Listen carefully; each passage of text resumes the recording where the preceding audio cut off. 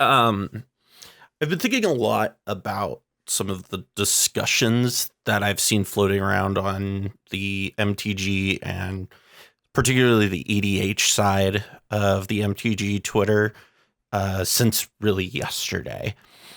And there's really a lot to unpack with it. So strap in. This is going to be quite the journey, and I have a lot of thoughts kind of on everything that's going on, so bear with me. But before we get into it, just a reminder that if you like this video or any of our other content here on the Mind Sculptors, please consider joining our Patreon. Not only will you get early access to new podcast episodes when we record them more than a day or two in advance, but you will also get access to our Discord server where we all like to chat and brew all damn day. Also, I want to make sure to shout out our merch. We have that. If you want this sweet hoodie or a cool TMS t-shirt, there's one that's like the same as this or a little logo right here. You can head on over to mindsculptors.com/shop where you can order yours today. Now, let's get into it. So I think it's probably safe to start here.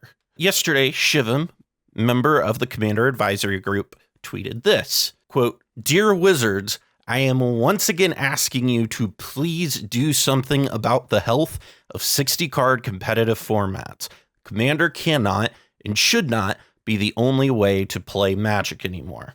I agree with this. This is a response to after Star City Games announced that they are changing their content model, which included letting go of all of their content creators, a majority of which were competitive players or pros. So a lot of people had a lot of reactions to this, obviously.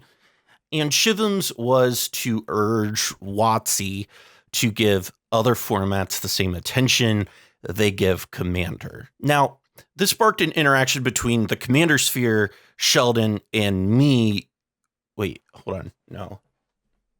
I read that wrong. It's Callahan from Playing with Power, not me. So anyhow, this interaction here where Commander Sphere retweeted this saying, "Today definitely connected some dots for me as to why Commander faces some of the issues it faces. There can't be only one way to play Magic." Sheldon replies to this saying, "This is a song I've been singing for a while now," referring last year's Top 5 Concerns article. "We need other formats to be healthy. One, because we just love Magic in all shapes and sizes. And two, so that Commander doesn't have to do all the heavy lifting." Callahan from Playing with Power replies to this, "Do you worry about some kind of effect continuing, assuming strong OP, other formats, etc., or many players do both, insert other Magic format here, and Commander, necessitating lots of heavy lifting in the not quite compatible player goals department? I hope this makes sense." That's his tweet. You good? I love this dog. Sheldon replies to Cal, "My concern is the pressure exerted by the decay of other formats for Commander to try to be all things to all people, which we of course can never successfully do. Healthy tournament formats will lead to a healthier Commander." So anyhow, that brings us to the topic that I really want to dive into here, which is a tweet from Kes Wiley. This tweet on his Twitter saying, quote, "The sentiment of because tournament play has been canceled / slowed, all these competitive players are moving into Commander, ruining my format is an unkind one. Please stop making it." Now, this is not really anything new, especially to us CEDHers. By the way, Sheldon, thanks for this term. It's my new favorite thing. You said it in a tweet to me, and thank you. And also thank you for following me. It was really cool of you. Okay, bye. To us CEDHers who've been around longer than the last 2 years or so. People in the EDH establishment sort of implying that the CEDH crowd came to EDH because we didn't like the other formats at that time. Kess would later tweet a reply explaining why competitive players are coming to EDH, saying it's a, quote, well-established multiplayer format with deck building restrictions that create high levels of variety in gameplay and deck building options while offering an emotional connection to in-game characters and resonance with Magic's greatest feature, the color pie. And I think this is exactly right. In reality, EDH is interesting not just to competitively minded people, but really most people because of exactly this. You can't really solve EDH like you can with other formats. Like other formats like Modern or Legacy like can have a best deck and it just runs the format. Whereas outside of the Flash meta, you don't really see that in EDH, and specifically in CEDH. It's a brewer's paradise. And when competitive players catch wind of this and find out that there is a competitive community in that format, those competitive players tend to get excited about that. They feel like, hey, here is this cool wide open format that is a constant unsolvable puzzle. I want to participate in that. But again, we see the same argument gets made here, and by someone who is in the EDH leadership, no less. Now, to Shivam's credit, his take is much more nuanced than this one tweet, and he also is a big advocate of CEDH in general, so please, this isn't an indictment on Shivam. I think this viewpoint is a fundamental misunderstanding of why folks from competitive circles are moving towards EDH, and have been for a while. Like, look at Legacy for a moment. Legacy has the same card pool as EDH, but a lot of players are choosing EDH over Legacy and have been for years because of what I said earlier. It's a brewer's paradise. So it makes a reasonable amount of sense that someone would look at the two and choose the one that is more interesting to play than the other. And not only that, I think it lines up pretty well with how WotC seems to think. WotC seems to be very deliberately redefining what Magic is and is not. It's clear that EDH is a big focus for WotC. I presume the reasoning is very similar to our reasoning for playing EDH. But it's also a pretty malleable format that lets players use all of Magic's card pool in much the same way as Legacy does, but is considerably more accessible to the average player than Legacy is. And heads up, even if WotC did undo the reserve list, that wouldn't suddenly make Legacy super accessible. Legacy would still be a hard to get into format, reserve list or not. Yeah, it's not going to fix Legacy undoing the reserve list. Anyhow, it also has a much larger reach than other formats, gaining the attention of people from across the spectrum who might otherwise never play Magic. I mean, hell, look at I Hate Your Deck's guest lists. They cover a wide spectrum of people from Post Malone, who's the NFL player? Cassius Marsh. I'm sorry, dude. I'm gonna fuck up your name every time. Cassius Marsh. Cassius Marsh. I don't know why I can't say that. But also, like, Andrew Dismukes from SNL was on their channel, which I don't think gets talked about enough. Lynch, if you're listening, please have me on and see if you can also get Andrew Dismukes to come back on. He's one of my favorite SNL cast members. That would be so cool. Oh my gosh. Getting back to the point.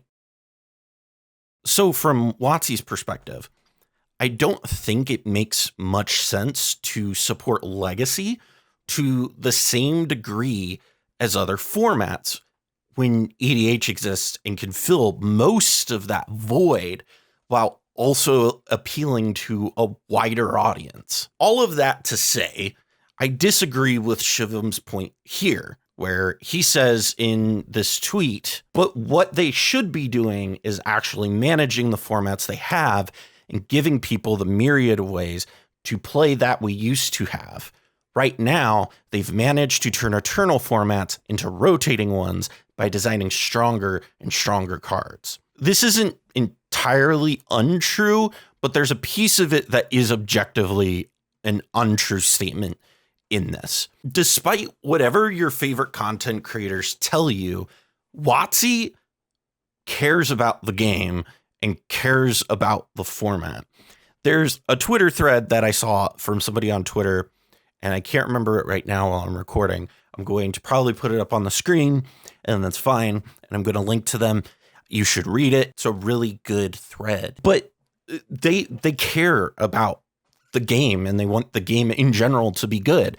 They actively manage modern, historic, standard, and now alchemy. I mean, hell, we just got Modern Horizons 2 over the summer with a ton of stuff for modern.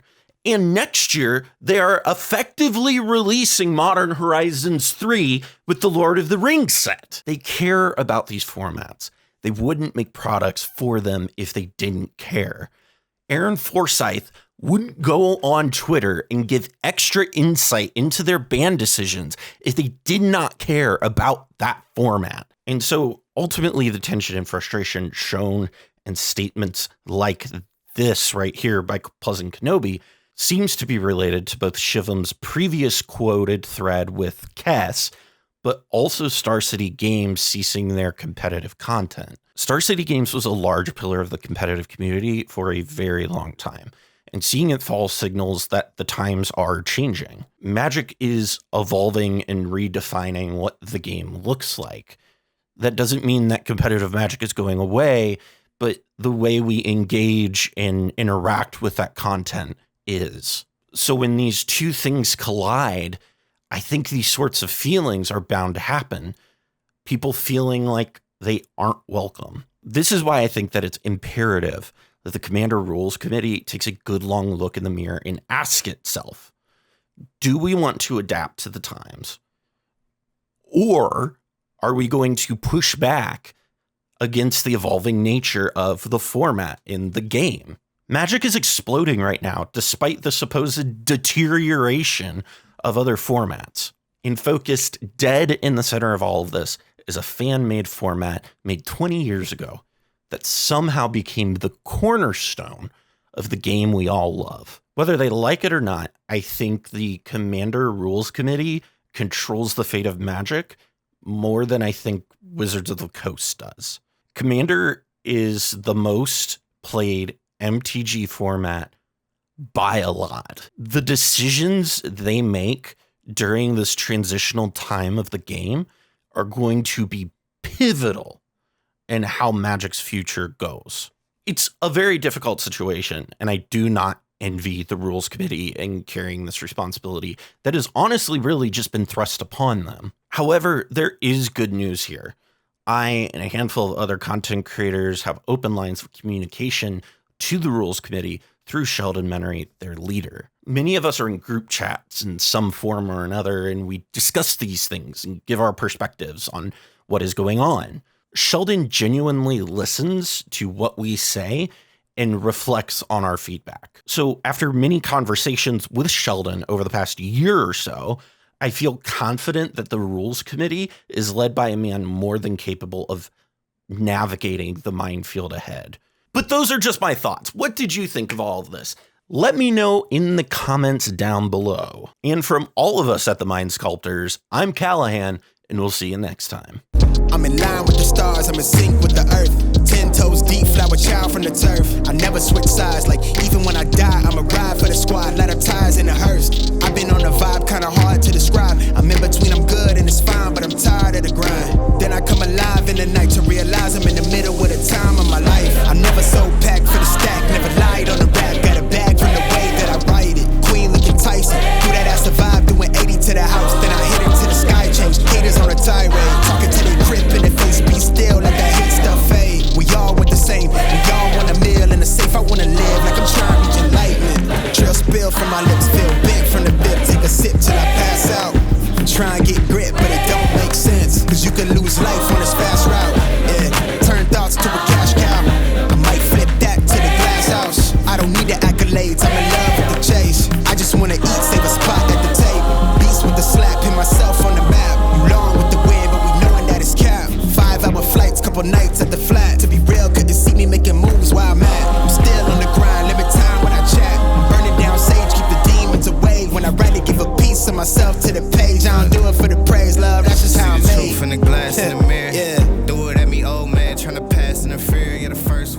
but the last one to hear, eyes blurry, but I couldn't see the ass.